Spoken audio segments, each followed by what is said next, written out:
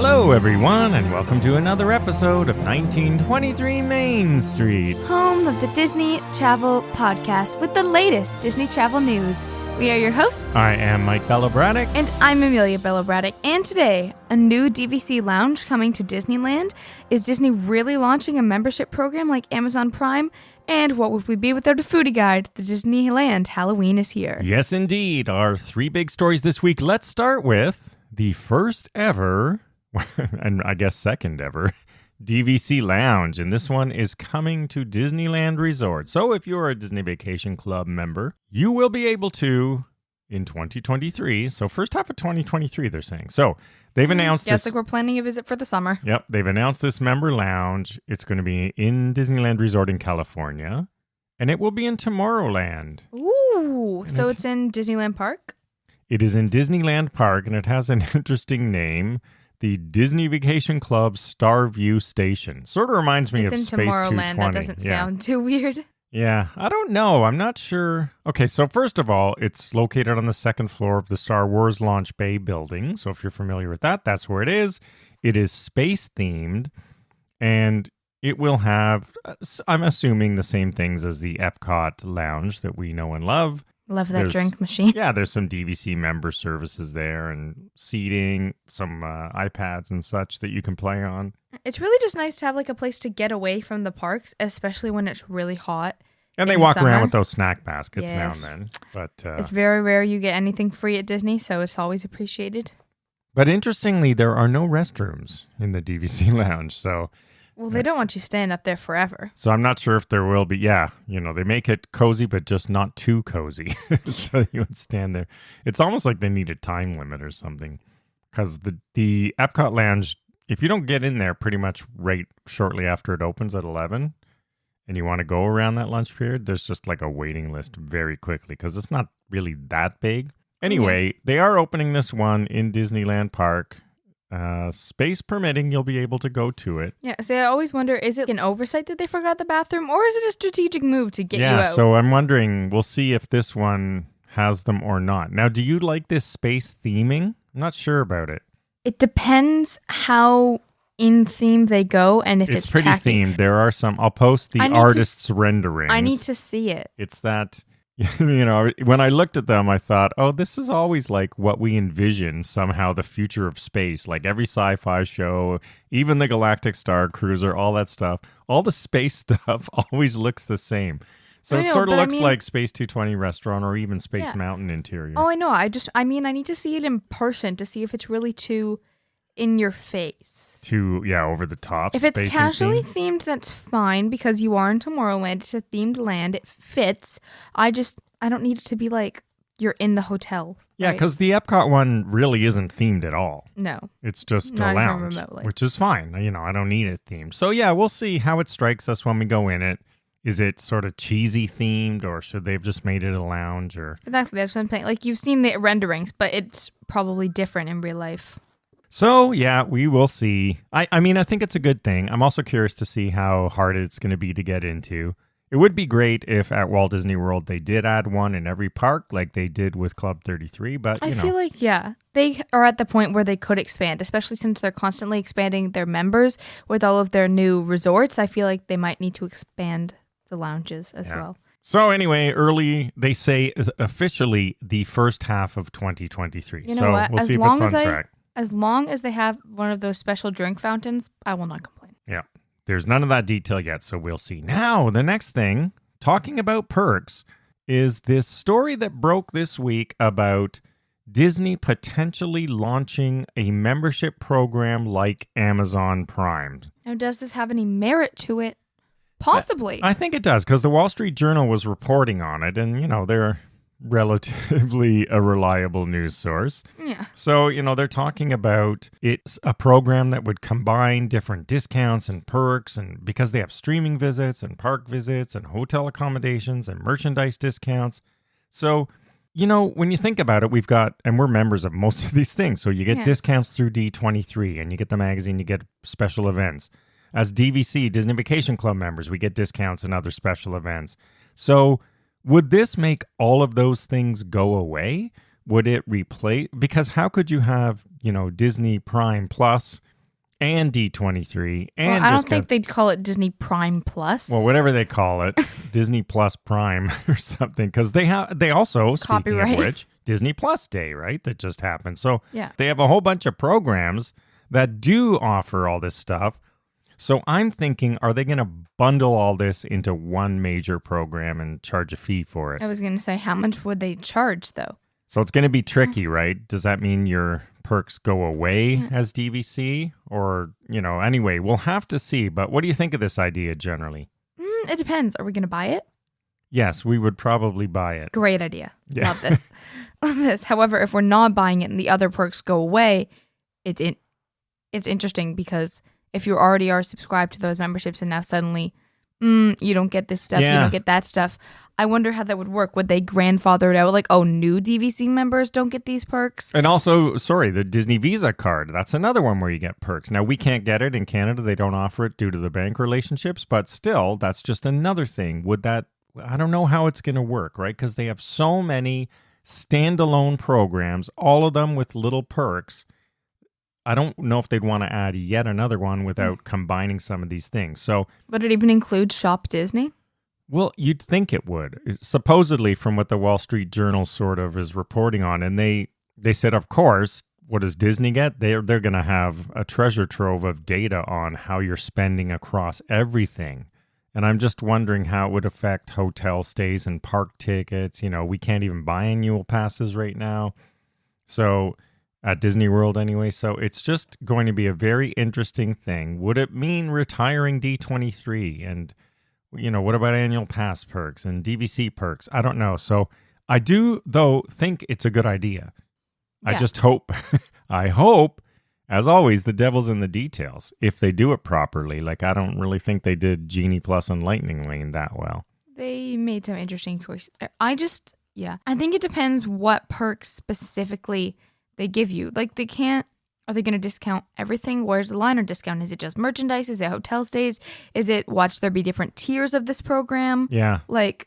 There was talk at one point about Disney Vacation Club having a special tiered paid program so that you would get premium access to picking your rooms and all this stuff. So there's all sorts of talk around new paid programs for members to give you more stuff. Yeah, I think it's mostly speculative at this point. Yeah, so it's it's very interesting. And at least with major outlets reporting on it, Disney's getting ideas. And what I was going to say is the Wall Street Journal did get an official comment from Disney, something along the lines of, we're considering things like this. So yeah.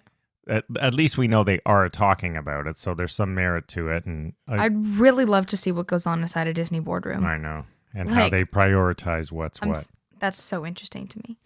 So that'll be interesting. I don't think that's going to happen quickly, but you never know. It'd be fun to get some details, at least so it's cloudy with all these programs. Are they all coming together, or are they adding yet another one, which I think would be the worst? I think that it would be good if they could somehow consolidate all of these things into one giant program and charge a fee for it. I don't mind that. I know a lot of people will hate that. I was going to say, a lot of people would disagree with you on the fact.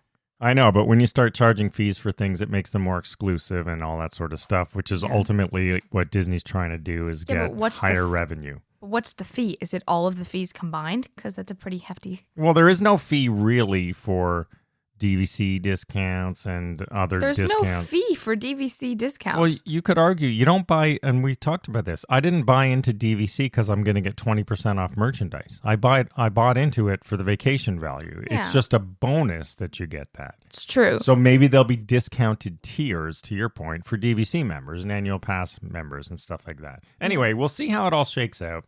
So you get a discount on buying the discount service? Yes, a discount. That's a good one. All right, let's move on to our final story. Foodie guide time. Yeah, so this, honestly, I was looking at this. This looks better than the Disney World Foodie guide. So what we're talking about now is the Foodie guide for Halloween at Disneyland. Yeah.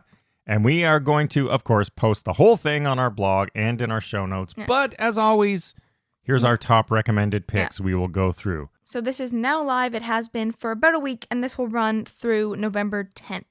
In most cases, yeah. Yeah, a few of them. Thereabouts. All right, let's jump right in. I am starting at Disneyland Park, the French Market restaurant. I'm calling out the Halloween cake. Now, I'm not sure about it I don't normally love these things, but it looks so cool. I want to try it. It's a purple-colored vanilla sponge raspberry mousse with fresh raspberries and candied cocoa nibs cake. So I got to try that, or have you try it? Yes. So I would also like to jump back at Alien Pizza Planet. The Supernova Pizza Special sounds very good to me. It is a spicy blush sauce, Italian sausage, classic and crispy cupped pepperoni, mozzarella, pepper jack, and red pepper flakes with Fresno chilies. And where was that? This was at Alien Pizza Planet. And next, Galactic Grill. You had one. Yes. This one is a drink. I'm not typically an orange person, but this sounded so good I just had to try. The blood orange slush with a swirl of raspberry sauce. And this is, of course, thank you, a mocktail. So I could actually try this one. Yeah, that's pretty straightforward. That's good. They don't have a lot of mocktails available, so I'd be interested to try this one. It sounds nice and refreshing. Oh, and next you're heading to Main Street to the Gibson Girl Ice Cream Parlor. I am. The Rocky Road Halloween Sundae, which is a Rocky Road waffle bowl. Already interested. And Rocky Road ice cream, marshmallow cream, hot fudge, and whipped cream topped with sprinkles. Yeah, that does sound good. It sounds like a whole lot of sugar. A bit rich for me, but I can see how you'd like it. I will cross nearby to the Jolly Holiday Bakery. Yes. And I'm going to try this pumpkin cheesecake. It is a classic pumpkin cheesecake decorated with a chocolate spider web and spiced chantilly. Looks pretty cool. I'm going to post a picture of that one. I would definitely be stealing a couple bites of that. Ooh, and you're going to the mint julep bar. I like mint juleps, but that's not what you've got here. Yeah, so I have a pumpkin spiced Mickey-shaped beignet. I wondered if you were going to rolled in this. pumpkin spice sugar. Yeah, actually, that does sound good. I know you love your beignets. Very good. It sounds like not too rich, but just nice and appropriately themed. Now, I'm always partial to spicy things. So at the Refreshment Center, there is a spicy firefly chips bowl. So it's spicy corn chips topped with chili, cheese, and jalapenos. So I will. That's a perfect snack for me in the parks. You go to Refreshment Corner to get nice and relaxed and eat a bunch of spicy food. And then from my favorite to one of your favorites. Yes, this one is also spicy. I have highlighted a lot of churros here because I'm getting into them. This is the spicy chocolate churro, which is cinnamon dusted chocolate churro. And then there's also a spicy cocoa dipping sauce. And that is at the Frontierland Churro Cart. So that one's easy to find. Over in Tomorrowland, another of your favorites. Toffee pretzel. So this is a cream cheese filled pretzel and it's sprinkled with toffee sugar on top. Yeah, that sounds interesting. I think it could be good. You know, you like those sweet pretzels. You like the chocolate covered pretzels and the yogurt covered. I'm not a fan of those things. I like pretzels just with salt and even a little dip in but is that like mustard or cheese. Yeah, I was going to say, I feel like that's like a big soft pretzel, not like one of those like bags of pretzels. All right, across the way in Disney California Adventure Park. Yes, this at Award Wieners. This is the Oogie Boogie funnel cake. I thought you'd go for this. Of course, I'm just picking out everything. It all looks so good. Fries dusted with crushed chocolate, creme-filled cookies, and topped with whipped cream, cookie pieces, gummy candies, and chocolate candies. Wow, that is a lot. I don't know if I'd actually there's so much good stuff, but I definitely could see myself eating this if they had this all year round. But those churros and pretzels are I would totally get those. And I'm going to go to Clarabelle's hand-scooped ice cream, not for the ice cream, but for two cocktails. So there's the hard apple float, which is a hard apple cider, and apple sorbet drizzled with caramel sauce. Pretty straightforward, but sounds good. Or the pumpkin pie hard float, which is hard pumpkin chai cider, vanilla ice cream, and spiced pie crust cookie. If I were 7 years older. Yeah, that one I think you'd like. Those both sound really good. I wonder if they can make a mocktail version. I was going to say, I'm a little bit too young for those. Taking out... Well, you could have alcohol-free cider, so that wouldn't be too bad. I love ciders. Next for me is the Hollywood Lounge, the prickly pear vodka cocktail. Okay, so you're just picking out drinks now. Vodka and prickly pear syrup mixed with lemon lime and topped with a glow cube. Well, and a glow cube. And remember, this is Disney California Adventure, so they're big on the drinks, unlike Disneyland. And speaking of which, I'm going to switch it up. At the Lamplight Lounge in the Boardwalk Dining, there is a chili ginger pork belly slider. So it's chili ginger glazed crispy pork belly with Asian slaw on a baguette bun. This sounds good. So after my drinks, I'm going to need something in my stomach, so I'm going to have that. Yeah. This next thing is something I think Mommy would like this.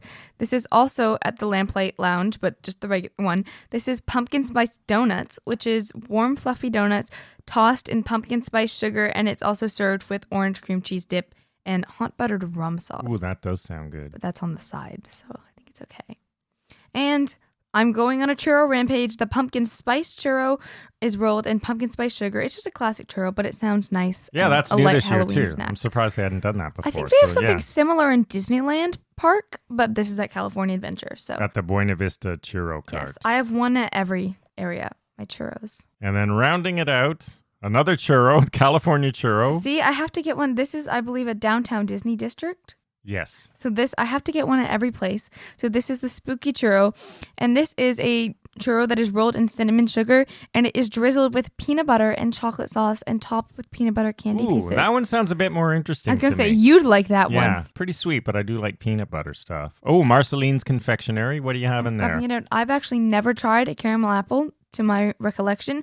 And so I'll try a Mickey pumpkin apple, which is a Granny Smith dipped in caramel, and it has marshmallow ears, and it's enrobed in orange white chocolate and a white chocolate leaf.